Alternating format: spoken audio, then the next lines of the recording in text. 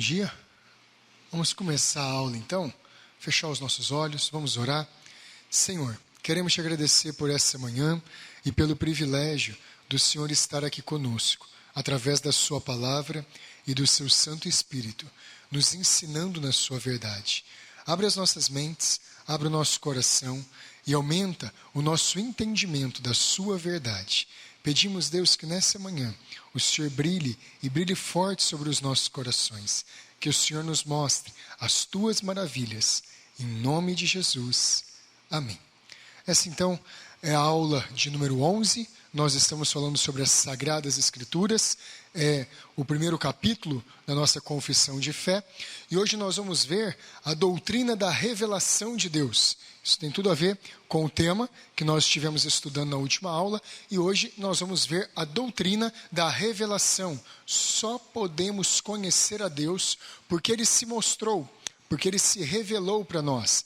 Abre lá a Bíblia no Salmo de número 19, versículo 1 e depois o versículo 7.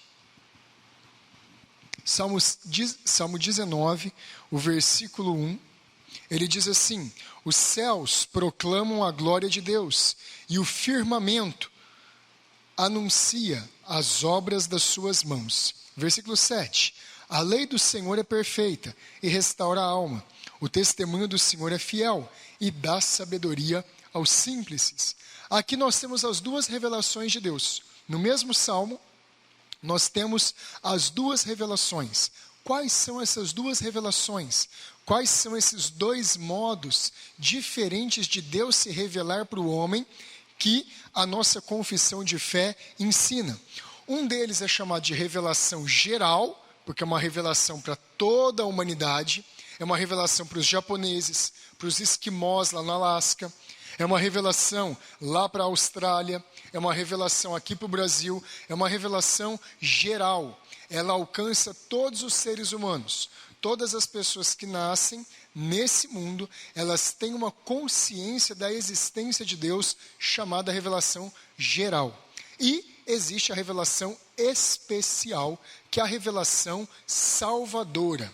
É a maneira como Deus se revela de forma salvadora.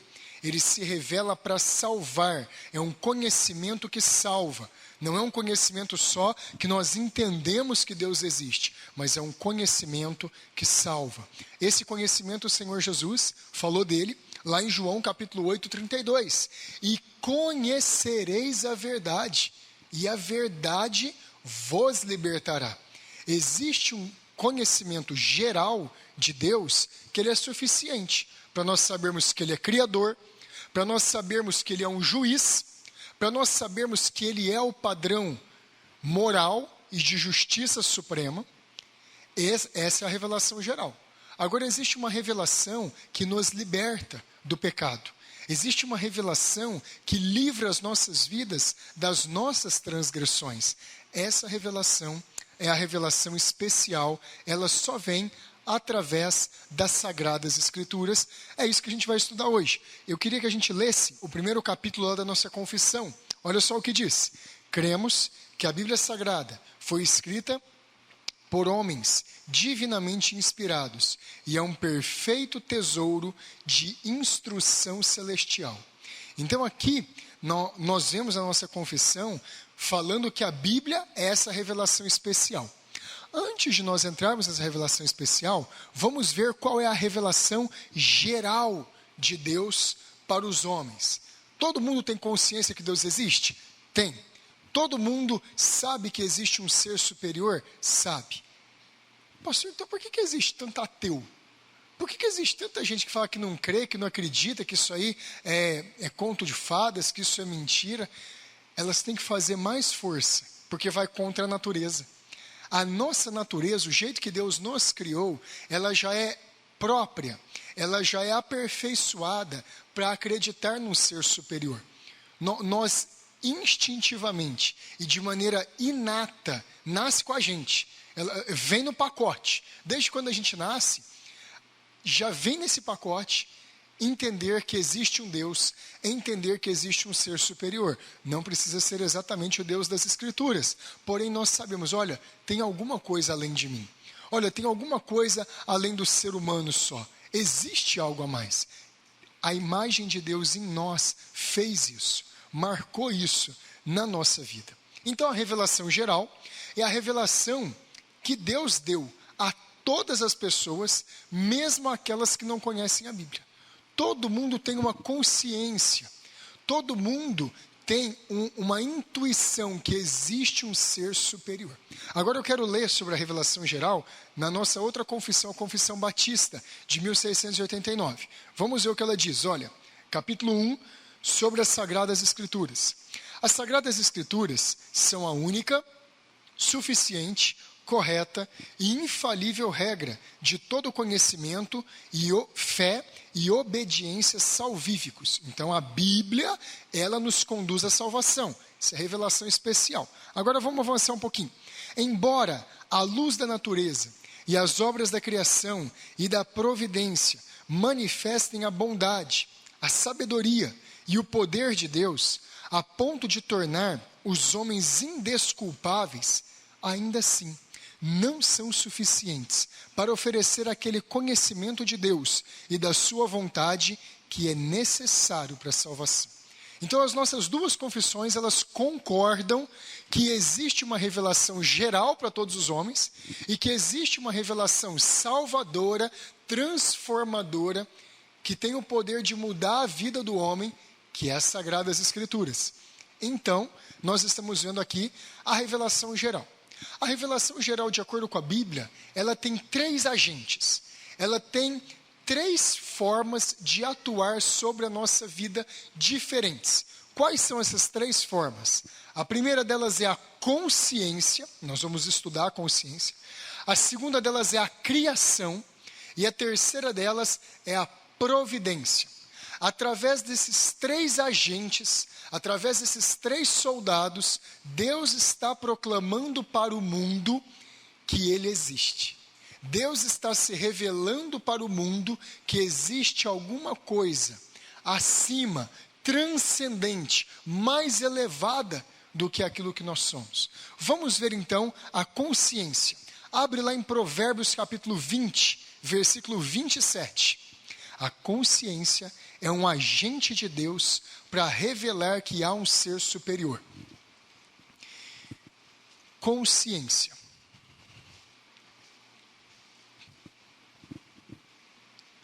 Veja só que texto interessante de Provérbios 20 e 27. O espírito do homem é a lâmpada do Senhor, a qual esquadrinha todo o mais íntimo do ser. Olha que versículo tremendo de Salomão. O espírito do homem, ele é a lâmpada. Por que Salomão está usando essa linguagem? A gente tem que correr lá para o Novo Testamento, para a parábola da dracma perdida, lá no Evangelho de Lucas.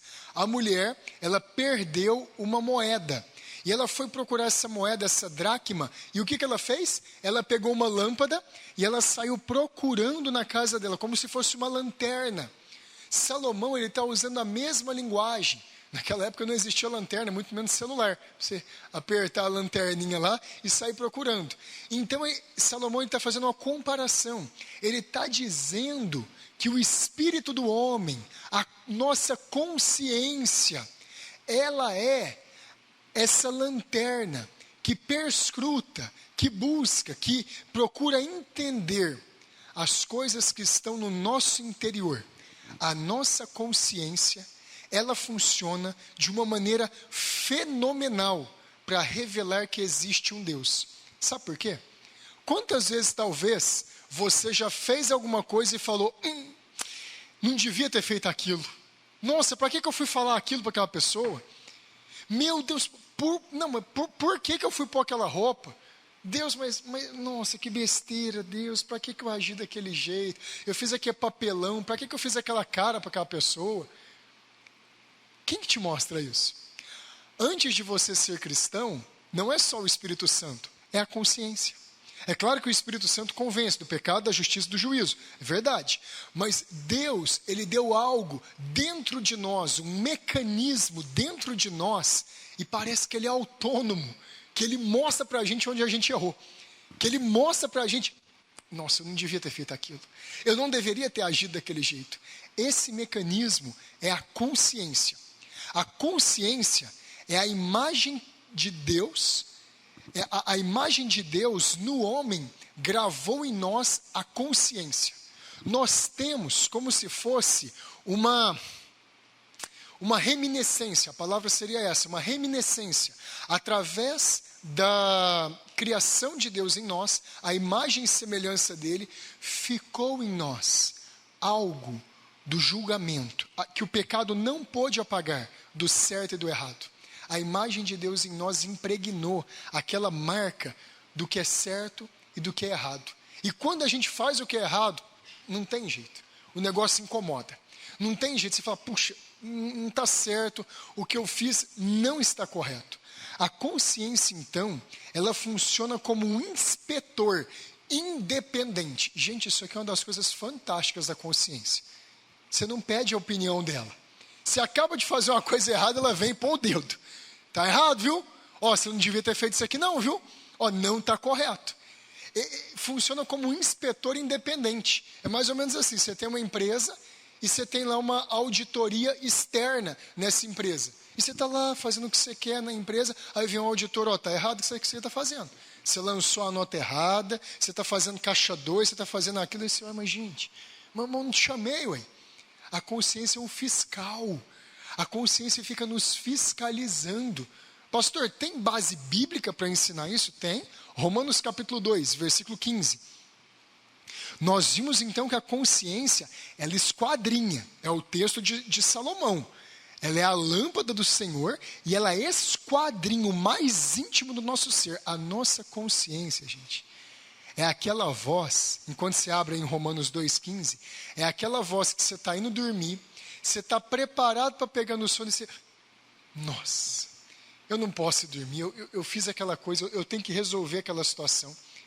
Só que tem uma coisa, a consciência pode ser calada. Quando a gente cala a consciência, não é que a consciência não existe mais, ela está lá, mas ela está presa, ela está amarrada. E quando uma pessoa cala a consciência, os pecados dela vão piorando cada vez mais. E ela vai se entregando cada vez mais para uma situação mais profunda. Veja Romanos 2,15. Estes mostram a norma da lei gravada no seu coração, está falando dos gentios aqui, testemunhando-lhes também a consciência e os seus pensamentos, mutuamente, acusando-se ou defendendo-se. A nossa consciência fala se nós agimos certo ou se nós agimos errado. Ela nos acusa ou ela nos defende. A Bíblia ela deixou isso bem claro, que uma das maneiras de nós conhecermos Deus é através da consciência. Essa é a revelação geral de Deus. Sabe por quê? Porque a consciência, ela funciona de maneira extremamente parecida em índios aqui do Brasil, em pessoas lá da Rússia, em gente lá da África. Deus marcou. É a impressão que Deus deixou no homem, está marcado. E a nossa consciência, ela ora nos defende, ora nos acusa. Deus gravou. Foi a maneira dele gravar a lei dele. Só que isso aqui, a lei, não é a lei como o pastor Paulo pregou ontem, a lei de salvação, da regeneração. Essa só vem com a revelação especial. Mas com a geral, com a consciência, vem a consciência também do certo e do errado. Vem a consciência, olha, eu fiz certo, ou não, eu fiz errado. E o apóstolo Paulo e Salomão está deixando bem claro para a gente que a consciência analisa pensamentos, palavras, atos, vontades, e ela profere um julgamento de certo ou de errado. Pessoas que vão pelo caminho do ateísmo são pessoas que mataram as suas consciências. Mas, gente, a consciência é um negócio tão forte, não tem como se apagar ela completamente. Essas pessoas, você pode ter certeza, no íntimo delas, nas horas às vezes de abalo da vida, nas horas de incerteza da vida, a consciência cutuca elas, a consciência incomoda elas, a consciência oprime elas. Gente, não tem como. Pode pegar a vida dos maiores filósofos que já existiram e que tentaram negar a existência de Deus, não tem como. A consciência dessas pessoas Uma hora ou outra ela volta. E eles têm que fazer um esforço terrível para matar a consciência, porque ela é uma força poderosíssima que Deus deixou como revelação dele nessa terra. A consciência fala conosco. A consciência nos incomoda, ela nos tira da nossa acomodação e mostra o caminho certo. Qual que é o outro agente da revelação geral de Deus? Nós vimos que existe a consciência, mas existe também a criação. Gente, os mares, as florestas, as estrelas, as galáxias no céu, tudo isso aponta para um Criador. Tudo isso aponta para alguém acima de nós. A explicação mais aceita atualmente na sociedade do Big Bang e da teoria da evolução é uma explicação ridícula. É uma explicação que ela tem uma aparência de científica, mas ela é extremamente tola. Sabe por quê? A explicação do evolucionismo e a explicação do Big Bang, ela quer fazer a gente acreditar que todo esse universo foi formado por acaso. Gente, o homem é mais inteligente do que isso, não é possível. Você, quando você chega na sua casa e está tudo bagunçado e está tudo desorganizado, você vai, coloca as roupas no lugar, dá banho no cachorro, arruma a sala, lava a louça da cozinha, se arruma tudo lá. Aí chega alguém e vira para você: fulano, isso aqui aconteceu por acaso. Aí você quer pegar essa pessoa, fala: por acaso o quê? Eu sei o tanto que eu suei para colocar essa casa aqui em ordem. Não, isso aqui é simplesinho, aconteceu. Não aconteceu nada. Gente, se na organização de uma casa que é tão simples, na organização de um salão, de uma sociedade, envolve tanto trabalho do ser humano, deixa as coisas aí desorganizadas, deixa as coisas aí mal feitas. Agora mesmo tem onça andando na rua, agora mesmo tem animais pastando aqui na Cidade Franca.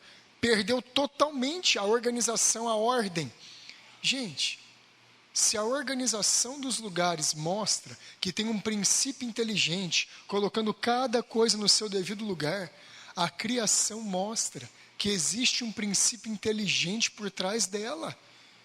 A criação, ela revela que existe um Deus, que existe um ser superior que colocou tudo isso em ordem, que colocou os planetas na órbita correta, que fez exatamente perfeito o funcionamento do coração, do estômago, do cérebro, do organismo do ser humano, que colocou beleza no ser humano, simetria, uma boa aparência, que colocou funções adequadas para cada coisa.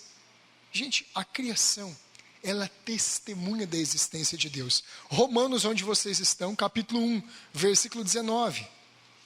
É muito claro isso. Romanos 1, 19. Porquanto o que de Deus se pode conhecer é manifesto entre eles, porque Deus lhes manifestou, Deus lhes revelou. Revelou o quê? Porque os atributos invisíveis de Deus, assim o seu eterno poder, como também a sua própria divindade, claramente se reconhecem desde o princípio do mundo, sendo percebidos por meio das coisas que foram criadas. As coisas que foram criadas mostram os atributos de Deus. Por quê? Porque as coisas que foram criadas mostram a onipotência, a onisciência, a perfeição, a sabedoria, a qualidade, o amor, a misericórdia de Deus. Elas mostram, olha que interessante, o eterno poder de Deus. Elas mostram a divindade, que Deus está acima da matéria, que a criação, ela está num degrau abaixo do Criador. A criação, gente, ela aponta para uma obra toda de Deus, macroscópica ou microscópica, grande, gigante, como os universos, a Via Láctea, ou microscópica, nas pequenas bactérias, nos pequenos vírus, na constituição dos átomos. Tudo isso testemunha da beleza, engenhosidade, sabedoria, equilíbrio e verdade de Deus. A criação, ela está sendo um testemunho, uma voz gritando e mostrando: existe um Deus. Gente, nós temos que fazer força para ir contra isso. Nós temos que fazer uma força gigantesca para poder acreditar que tudo isso que existe no universo é obra do acaso e não existe um ser superior e que morreu, acabou. Não dá. Olha, tem que ter muito mais fé para ser ateu do que para acreditar que existe um Deus. Tem que ter muita fé para ser ateu. Mas tem que ter muita fé mesmo, porque, gente, o nascimento de uma criança, uma gravidez, nossa, é tudo tão maravilhoso, é tudo tão complexo, tão ordenado. A beleza da natureza, tudo é tão complexo. Eu falo assim, gente, como é que isso aqui surgiu aqui? Como é que isso aqui surgiu do nada?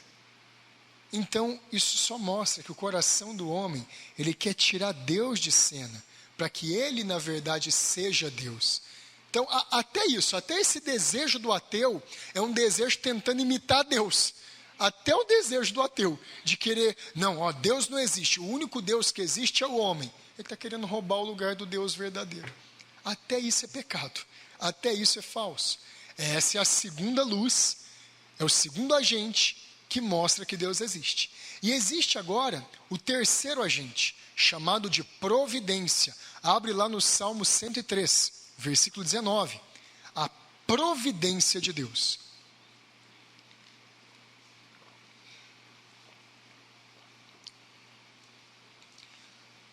Providência. Salmo 103, versículo 19. Nos céus estabeleceu o Senhor o seu trono, e o seu reino domina sobre tudo. O texto glorioso. Deus está reinando, Deus está dominando, Deus está governando o universo. Deus não fez todo esse mundo, entregou para os homens, entregou para as leis da natureza, gravidade, leis da termodinâmica, leis da física, leis da química. Ele não criou todo esse mundo, deixou essas leis e tenho coisa mais importante para fazer, eu vou deixar o mundo regulando a si mesmo. Essa é uma vertente teológica chamada deísmo. Ela ficou muito forte depois do iluminismo, que surgiu na França e na Inglaterra. Era uma maneira de tirar Deus do trono dele da criação. A Bíblia fala que Deus, ele está governando. Essa doutrina, nas Escrituras, em teologia, se chama doutrina da providência de Deus. Ela mostra que Deus tem uma atuação constante, através da qual Ele preserva suas criaturas, opera tudo que ocorre no universo, dirige todas as coisas para um fim que Ele mesmo determinou. Deus governa todas as coisas. Ele dirige tudo que acontece no universo. A providência de Deus é uma grande manifestação da existência dele e da revelação geral dele. Você pode ver que a Bíblia não fica tentando provar a existência de Deus. Você pega lá no primeiro versículo, no primeiro capítulo da Bíblia, a Bíblia simplesmente declara: no princípio criou Deus os céus e a terra. Ponto final. A Bíblia não está preocupada em provar a existência de Deus. Por quê? Porque a existência de Deus está provada pela criação, pela consciência e pela providência. Esse mundo aqui não entrar num caos, gente. O mundo não ter acabado nas invasões lá dos hunos, que invadiram a Europa inteira e matou muita gente. Foi a providência de Deus, que segurou os flagelos dos hunos. Átila, o huno, conteve ele. O mundo não ter acabado nas invasões de Gengis Khan, vindo lá da China e destruindo todas as coisas que tinha na Europa. Deus conteve os mongóis com Gengis Khan. Os mongóis quiseram invadir o Japão. E no Japão essa história é muito famosa até hoje. Eles tinham um exército muito superior ao exército japonês. Eles estavam indo, navegando da China para o Japão, iam invadir o Japão, veio um tsunami e destruiu todos os exércitos de Gengis Khan. De onde que veio isso? É a providência. É Deus governando isso. Vamos trazer mais perto aqui da gente a Segunda Guerra Mundial, que muitas pessoas chamam de o fim do mundo. Gente, morreram 70 milhões de pessoas na Segunda Guerra Mundial. Imagina se Hitler tivesse conseguido vencer a União Soviética. E, gente, ficou por isso aqui, mas ficou por pouco. Ficou por muito pouco mesmo. Ele cercou a parte de baixo, ali onde estavam os campos de petróleo, Kiev. Ele cercou Moscou, ele praticamente destruiu Leningrado, ele estava com a vitória contra a Rússia nas mãos. Ele ia se apoderar do maior país do mundo, com todos os recursos naturais. Quem ia poder parar a Alemanha? Quem ia? Aquele homem era doido e matou 6 milhões de judeus. Quem que ia parar Hitler? Deus parou ele. Deus confundiu aquele homem. Os melhores generais que existiam naquela época eram os generais nazistas, os generais alemães. Hitler começou a discutir com esses generais, começou a brigar com eles e começou a fazer um punhado de burrada. Ele começou a perder batalha após batalha. A Inglaterra se fortaleceu, os Estados Unidos ajudaram, conseguiram se levantar de novo e conseguiram vencer a máquina de guerra nazista. Isso é a providência, gente. Isso aqui é a doutrina da providência de Deus. Conteve esse homem. Se esse homem ganha a guerra, se esse homem vence, nós brasileiros, coitado dele, nós vamos ser o cocô do mundo, eles vão acabar com a gente. Nós estamos perdidos. Gente, se esse homem vence a guerra, o que não teria sido do mundo? Por que ele não venceu? Providência de Deus. Esses que quase acontece, que quase dá tudo errado, é a providência. Tem um salmo lindíssimo de Davi, que ele fala, ó Senhor. Quer ver? Vamos ler ele. Salmo 120, deixa eu olhar aqui, porque eu não lembro ele de cabeça. Olha a doutrina da providência aqui. Cadê? Só um minutinho, deixa eu achar ele.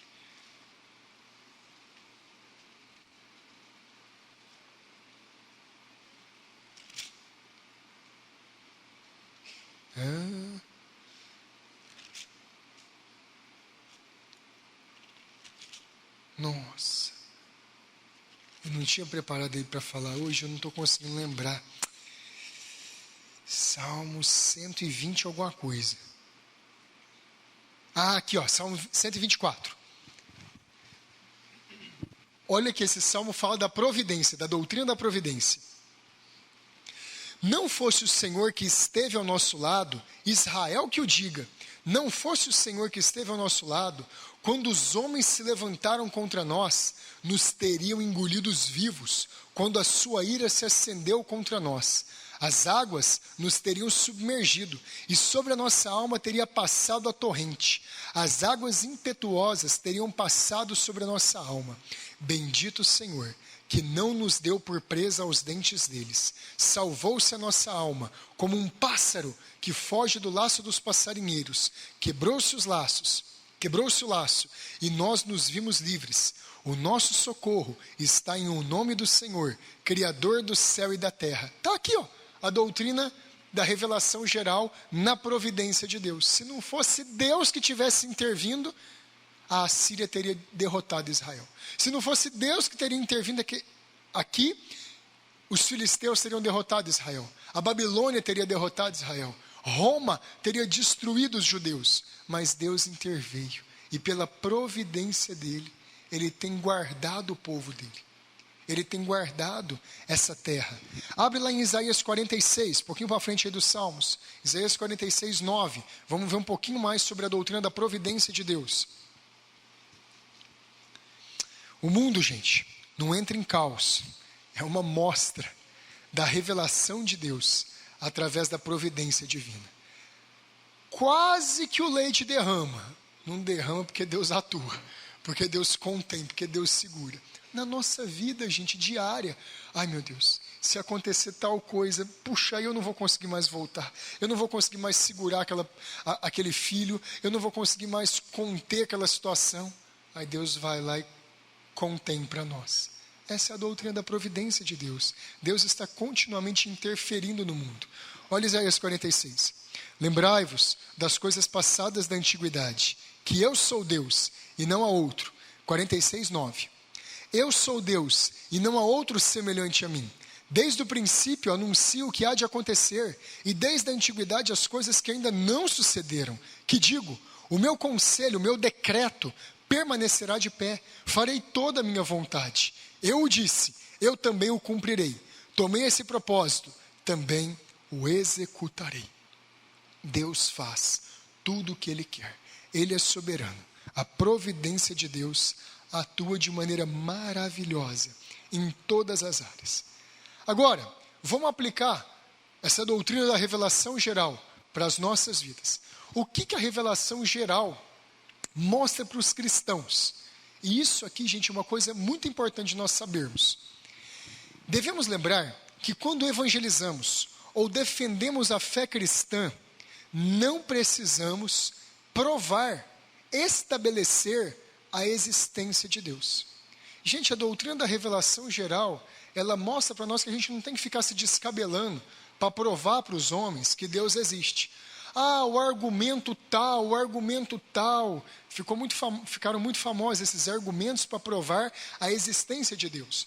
Todos eles são válidos, é uma maneira correta de se pensar e de se mostrar a existência de Deus. Mas, gente, segundo o padrão da Escritura, segundo o padrão que o apóstolo Paulo estabeleceu aqui em Romanos, capítulo 1, versículo 19 e 20, nós não precisamos, para defender a fé cristã, para fazer apologética, uma defesa da fé cristã, nós não precisamos ficar brigando com as pessoas para dizer que Deus existe.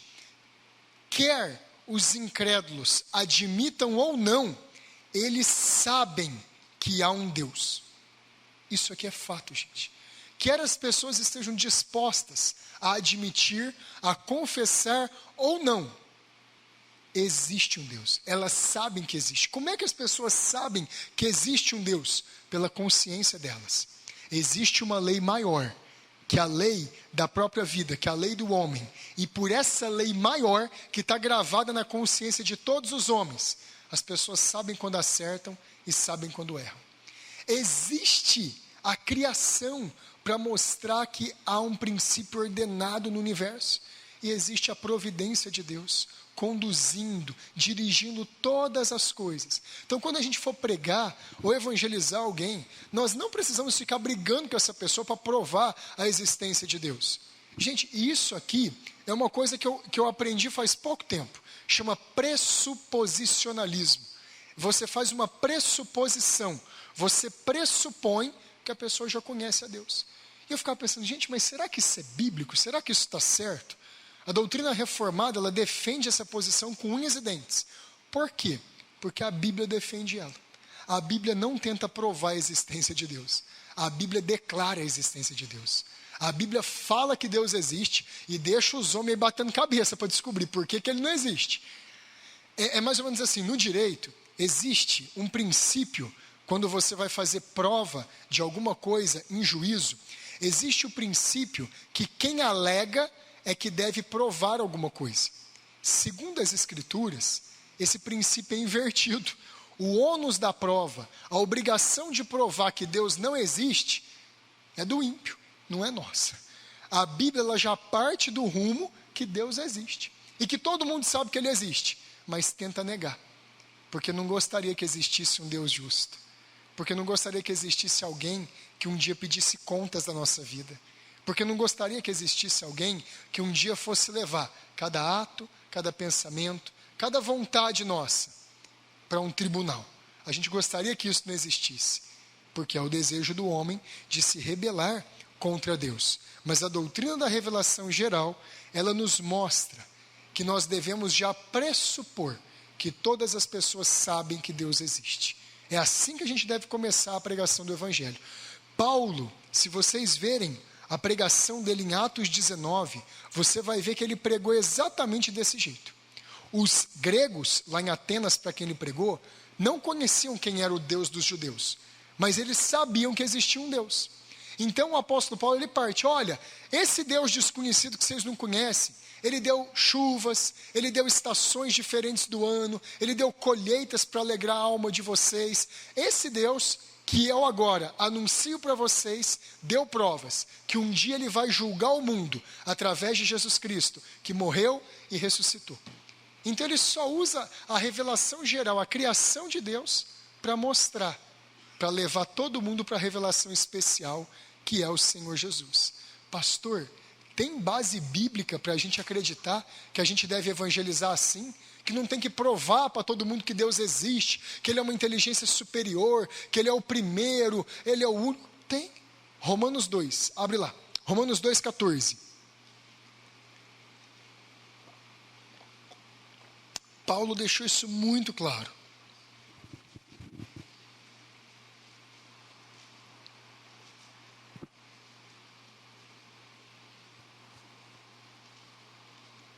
Olha só Romanos 2,14.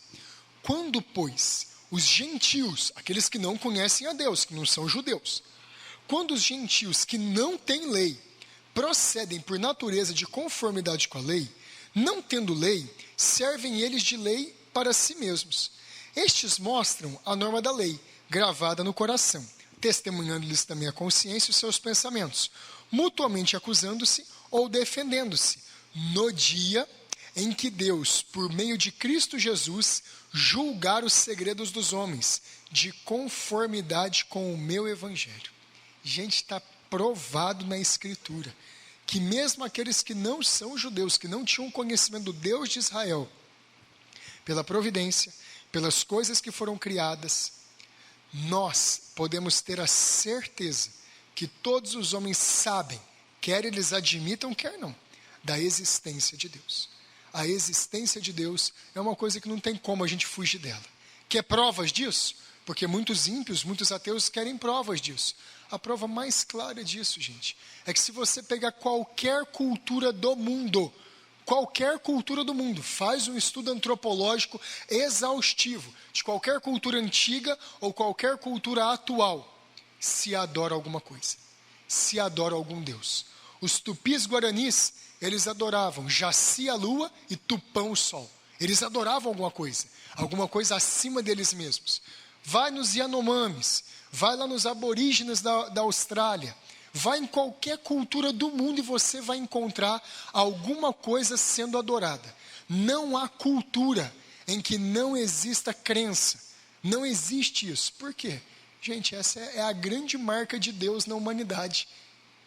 É o desejo do transcendente, do que está acima de nós.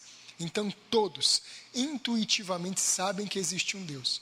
Pastor, mas e os ateus hoje? Os ateus não têm Deus. Não? Gente, o Deus dos ateus é o Deus mais forte hoje que está aí na sociedade. Ele chama o Deus da ciência. Esse é o Deus dos ateus.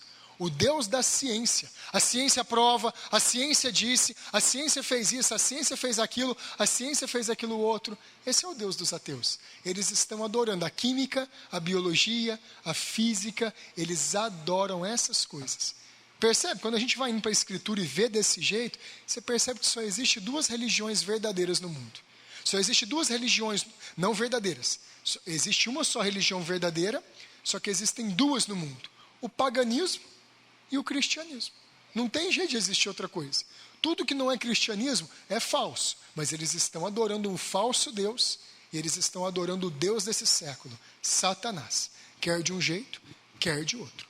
E isso nos leva para a doutrina da revelação especial de Deus, que é a doutrina que mostra que Deus fez de si mesmo uma revelação e gravou essa revelação para nós através das Sagradas Escrituras.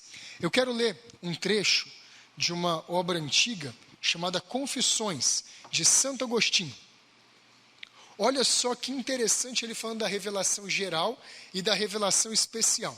Ele está procurando aqui quem é Deus. Isso aqui é o livro das Confissões, é o livro 10. É uma das partes mais famosas desse livro de Agostinho.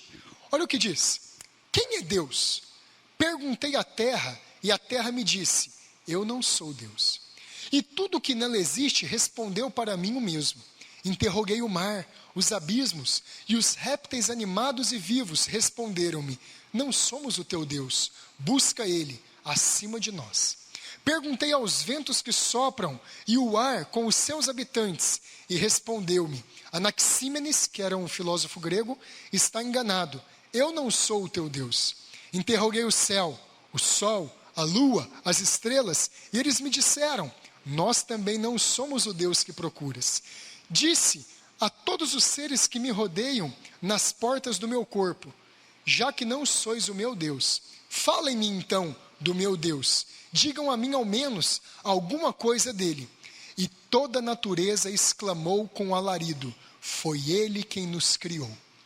A natureza prova que Deus criou. E aí aqui ele fala da revelação especial. A minha consciência, Senhor, não duvida, Antes tenha certeza de que eu vos amo. Feriste o meu coração com a vossa palavra, e eu vos amei. O céu, a terra e tudo que neles existe, dizem-me por toda parte, para que eu vos ame. A terra e toda a criação não cessam de o repetir a todos os homens, para que eles sejam inexcusáveis. Não tem como fugir de Deus, gente. Não tem como dizer que Deus não existe. E ela nos leva para a revelação especial. Vamos voltar aqui para a nossa confissão de fé.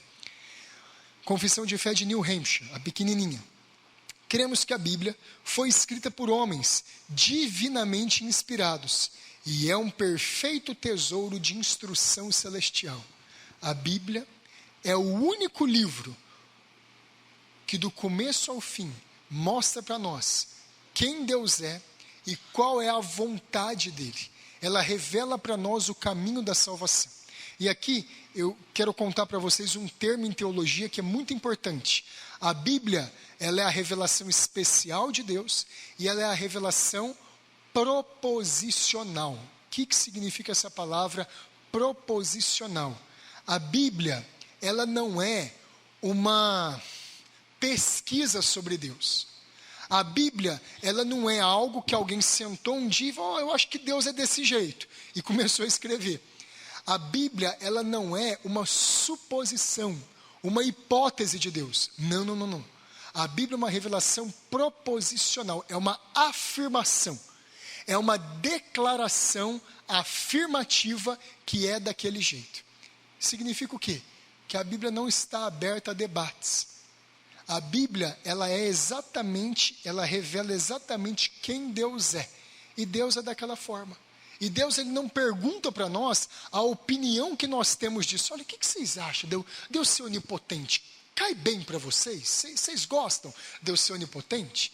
Olha, vocês gostam de Deus ser gracioso? Vocês gostam de Deus ser bondoso? O que vocês acham de eu ter criado a natureza dessa forma? Não. A Bíblia não é um livro argumentativo. Ela é um livro proposicional. Ela simplesmente afirma que é daquele jeito. E isso aqui é muito importante. A Bíblia também, ela não é um livro que fala de nós. E isso aqui é uma coisa muito importante para nós sabermos. A Bíblia é um livro que do começo ao fim fala de Deus e da glória dele. Os seres humanos, eles são coadjuvantes. Eles são figurantes no meio disso tudo. Claro, a Bíblia é uma carta de amor, foi escrita por Deus a nós para nos mostrar o caminho para Ele, é verdade. Mas tudo na Bíblia aponta para Deus. A Bíblia, ela não está preocupada só em cuidar de nós. O grande alvo das Escrituras é revelar quem Deus é e qual é a glória dele. Gente, isso é muito importante. Se a gente quiser saber o nosso lugar no universo, corretamente, seu lugar na sociedade, seu lugar na vida, seu lugar na igreja, seu lugar em qualquer coisa, você não pode olhar primeiramente para você mesmo. O nosso século é o século do homem, é o século do ego, é o século da vontade própria. A Bíblia faz uma mexida nisso tudo. E a Bíblia aponta, não, tudo é para Deus, tudo é para a glória dele, tudo é para a honra dele. Ele é o alvo, ele é o que deve ser adorado. Vamos avançar um pouquinho mais nisso. Na nossa Confissão de Fé Batista, aqui de 1689. Vamos ler ela mais uma vez. Capítulo 1, sobre as Sagradas Escrituras. As Sagradas Escrituras são a única, suficiente, correta e infalível regra de todo conhecimento, fé e obediência salvíficos. Enquanto a revelação geral mostra para nós que Deus existe, ela não salva. Não salva. Não salva. Nós podemos saber que Deus existe, mas se nós não soubermos que esse Deus, ele se encarnou em Jesus Cristo e morreu na cruz para perdoar os nossos pecados, nós não estamos salvos. Então a salvação, ela só vem através das Escrituras. A revelação geral, ela é suficiente para mostrar que Deus existe e para condenar. A revelação especial, a palavra de Deus, ela é que salva. Ela é a única que pode salvar. Vamos avançar aqui na confissão. Diz assim, ó. Embora a luz da natureza e as obras da criação e da providência manifestem a bondade, a sabedoria e o poder de Deus, a ponto de tornar os homens indesculpáveis, ainda assim não são suficientes para oferecer aquele conhecimento de Deus e da sua vontade que é necessário para a salvação. Portanto, aprove ao Senhor, em diversas ocasiões e de muitas maneiras, revelar-se e declarar a sua vontade para a igreja, e posteriormente para a melhor preservação e propagação da verdade, e para o mais seguro estabelecimento e consolo da igreja contra a corrupção da carne, da malícia de Satanás e do mundo, concedeu a mesma completamente por escrito, o que faz da Sagrada Escritura indispensável. A Bíblia é indispensável para a salvação. Quer ver um versículo da revelação especial que mostra que ela é indispensável para nós conhecermos Deus? Hebreus capítulo 1, abre lá. Hebreus capítulo 1, versículo 3.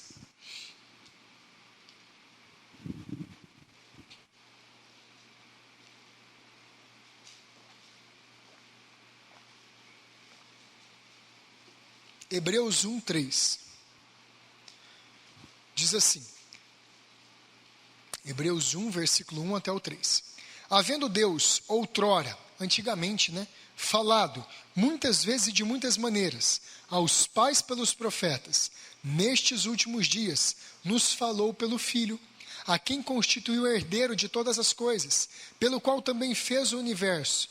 Ele, que é o resplendor da glória e a expressão exata do seu ser, sustentando todas as coisas pela palavra do seu poder. Esse texto de Hebreus nos mostra que Deus se revelou de várias maneiras diferentes, desde a antiguidade, com Moisés, com Jeremias, com Isaías, com os demais profetas, falando com Abraão, falando em sonhos com Daniel, se revelando de várias maneiras diferentes. Mas nesses últimos dias, Deus se revelou a nós através do Filho dele, através da pessoa de Cristo Jesus. E essa revelação foi colocada por escrito. Vamos lá para Provérbios agora. Provérbios 22, 19. Olha que texto interessante sobre a Escritura, sobre a revelação especial de Deus.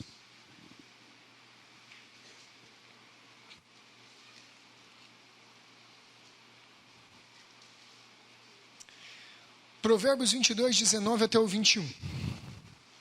Para que a tua confiança esteja no Senhor, quero dar-te hoje a instrução, a ti mesmo. Porventura, não te escrevi excelentes coisas acerca de conselhos e conhecimentos, para mostrar-te a certeza das palavras da verdade, a fim de que possas responder claramente aos que te enviarem? Olha aqui, Salomão ele está dizendo assim, olha, foi escrito para nós instrução, foi escrito para nós coisas excelentes, conselhos, conhecimento, para nos dar o entendimento da palavra da verdade. Deus, ele fez a Bíblia ser reduzida a escrito, para que através dela nós tivéssemos o conhecimento salvador. Então, o ser humano mais sábio não poderá achar o caminho da salvação olhando para o universo ou para dentro de si mesmo. E é aqui que todas as religiões falham, gente. É aqui que só o cristianismo mostra a verdade. Muitas religiões falam que a salvação está em você observar o universo e aprender o segredo do universo. E aprender todas as coisas, a ciência, o conhecimento do universo. Não dá para chegar até Deus através da revelação geral. E outras religiões falam, não, o caminho para a iluminação, o caminho para a salvação é a iluminação interior. O budismo faz isso, o hinduísmo faz isso. Todas essas religiões são religiões de um caminho interno, um caminho de dentro do coração. Olha para dentro de você mesmo, conheça o seu eu interior, conheça a sua própria vida, não desobedeça aquilo que você sabe que está dentro de você e deve ser o correto. Essas religiões orientais fazem muito isso. Também é falso, gente. A única maneira de nós termos salvação, a resposta para a salvação do homem, ela está fora da criação, mas ela interage com a criação. É Deus. Ela está além, ela é transcendente, ela está acima. A resposta para a salvação do homem está na pessoa de Deus. Gente, esse aqui é um versículo que todos vocês sabem de cor. João 14,6. Respondeu-lhe Jesus: eu sou o caminho, a verdade e a vida. Ninguém vem ao Pai a não ser por mim. Só dá para ir a Deus através de Jesus Cristo. Ele é o caminho para Deus. Ele é a revelação máxima de Deus. E essa revelação nós conhecemos na Escritura. Gente, a nossa confissão de fé, ela está dando ênfase na Bíblia. Ela está dando ênfase nas Escrituras, que ela é o grande tesouro para nós. Vamos voltar para ela agora, para a nossa confissão. Capítulo 1 das Escrituras, a de New Hampshire, a pequenininha. Cremos que a Bíblia Sagrada foi escrita por homens divinamente inspirados. Ela foi escrita por homens, só que ela foi escrita por homens sob a influência divina. Foi Deus quem guiou os homens que escreveram a Escritura a escrever exatamente o que eles fizeram. E aqui agora, na aula que vem, nós vamos entrar na continuação do nosso estudo das Escrituras, nós vamos estudar a doutrina da inspiração das Escrituras. Vamos ver por que a Bíblia é digna de ser crida. Revelação geral mostra que existe um Deus. Revelação especial mostra a salvação. Por que a salvação só está na Bíblia? Por que a salvação não está no hinduísmo? Por que a salvação não está no espiritismo? Por que a salvação não está nas revelações lá do budismo? Por quê? Por que a salvação está só nas Escrituras? Porque as Escrituras, por que a salvação não está nos muçulmanos, naqueles que seguem Maomé e o Alcorão? Eles falam que o livro deles é sagrado, só que o livro deles está cheio de erro. Por que o nosso livro é infalível? Por que o nosso livro não tem contradição? Por que o nosso é verdadeiro e o dos outros não é? Por que os crentes é tão soberbo, tão arrogante e fala que só eles têm a verdade? Porque isso é o que a gente ouve toda vez que vai pregar, né? Principalmente para a família. Ih, fulano, você acha que a verdade está só com você? Aí você vai e explica: não, mãe, não, tio, a verdade não está só comigo, não. A verdade está com a Bíblia. Mas a Bíblia foi escrita por homens. Nossa, eles adoram falar isso. Mas a Bíblia foi escrita por homens. É verdade, né? Você queria que a Mebe escrevesse a Bíblia? Ela não consegue pegar num lápis, é claro que não. Você queria que fosse a preguiça gigante da Mata Atlântica que escrevesse a Bíblia? Claro que foi escrita por homens. É verdade. O Código Civil foi escrito por homens também, o Código Penal foi escrito por homens. E ninguém fala para o juiz: juiz, você quer me condenar aí? Mas isso aí foi escrito por homens. Aí o juiz: olha, é verdade, por um homem que está te mandando para a cadeia, miserável. São uns argumentos tão tolos, tão bobos. A Bíblia foi escrita por homens. É verdade, mas por homens da mais alta qualidade. E por homens inspirados. Foi um processo de escrita que foi um processo que revelou para esses homens verdades que eles não conheciam. E é isso que a gente vai ver na próxima aula. A nossa confissão, ela declara que a Bíblia é um escrito inspirado. Não surgiu da nossa própria vontade, mas homens inspirados escreveram. E é isso que a gente vai ver na próxima aula então, gente. Bom, agora nós estamos encerrados.